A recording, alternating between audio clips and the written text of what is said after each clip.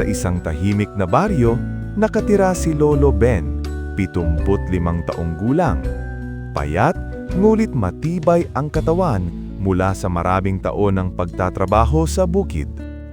Kayumanggi ang kanyang balat, puno ng kalyo ang kamay, at may malambot na ngiti na laging nagbabalik ng alaala ng kabataan. Sa loob ng maraming taon, siya'y namuhay ng simple, sa maliit na kubo na may manukan sa bakuran. Ang kanyang araw-araw ay umiikot sa pag-aalaga sa kanyang mga hayop at pagtatanim ng kaunting gulay. At tuwing gabi, bago matulog, binubulong niya. Salamat sa Diyos, sa simpleng buhay na ito, at sa bawat nilalang na inaalagaan ko.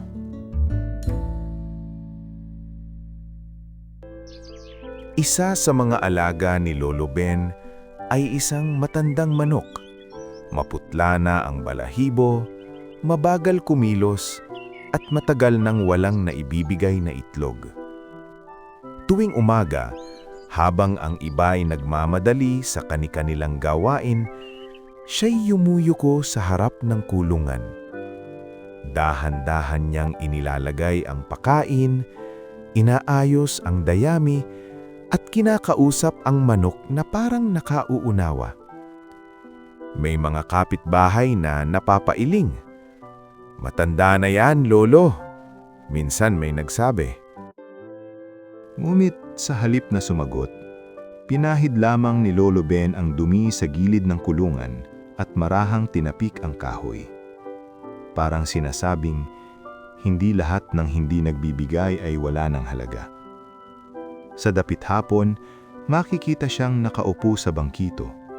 Pinagmamasdan ang manok habang unti-hunting lumulubog ang araw. Tahimik, matiyaga, parang may hinihintay na hindi niya ipinipilit. Isang hapon, habang ginugunita ng araw ang huling sinag nito sa lupa, may kakaibang kislap sa gilid ng manukan. Napahinto si Lolo Ben. Yumuko siya, dahan-dahan, tila takot magkamali ng akala. Sa pagitan ng dayami, naroon ang isang munting itlog, sumisinag sa ginintuang liwanag ng dapit hapon. Sandaling hindi siya kumilos. Ang kanyang mga daliri ay bahagyang nanginginig nang ito'y kanyang pulutin. Siguro, ito na ang gantimpala sa iyong tiyaga at pagmamahal. Napangiti siya. Hindi malaki, hindi maingay. Yung ngiting parang may matagal na dasal na sinagot. Sa kanyang palad, ang itlog ay tila karaniwan lamang. Ngunit sa kanyang paningin, ito'y patunay na ang paghihintay ay may dumarating na sagot. Hindi nagtagal, kumalat ang balita sa baryo. May mga batang sumilip sa bakod. May matatandang napangiti sa kwento. Ang munting manukan ay napuno ng yabag at bulungan. Ngunit habang ang iba'y namamangha sa itlog, si Lolo Ben ay tahimik lamang na nag-aayos ng kulungan, naglalagay ng bagong dayami, at maingat na hinahaplos ang balahibo ng matandang manok. Hindi siya nakatingin sa mga mata ng tao. Nandoon ang tingin niya sa maliit na nilalang na pinili niyang huwag sukuan. At sa pagitan ng ingay at papuri, nanatili siyang payak. Parang alam niyang ang tunay na halaga ng himala ay hindi kailangang ipagsigawan. Lumipas ang mga araw at ang manok ay muli pang nagbigay. Hindi araw-araw, hindi marami, ngunit sapat upang magpasalamat. Sa halip na itabi lahat, inilagay ni Lolo Ben ang ilan sa isang lumang basket. Lumapit siya sa bakod kung saan may batang nakatanaw. Mas masarap ang biyaya kapag pinapasa sa iba. Ang batay napangiti at sa sandaling iyon, tila mas lumiwanag ang hapon.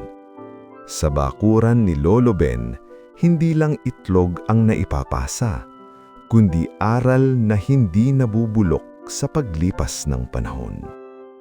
Nanatiling simple ang buhay ni Lolo Ben. Sa bawat pagwalis ng tuyong dahon, sa bawat paglagay ng pakain, sa bawat gabing nakatingala sa buwan, naroon ang parehong puso. At nang dumating ang mga panahong mas mabagal na ang kanyang hakbang, ang manukan ay nananatiling maayos, ang mga halaman ay luntian, at ang baryo ay may kwentong paulit-ulit na binabalikan. Hindi dahil kakaiba ang itlog, kundi dahil may isang matandang piniling magmahal nang hindi sinusukat ang balik.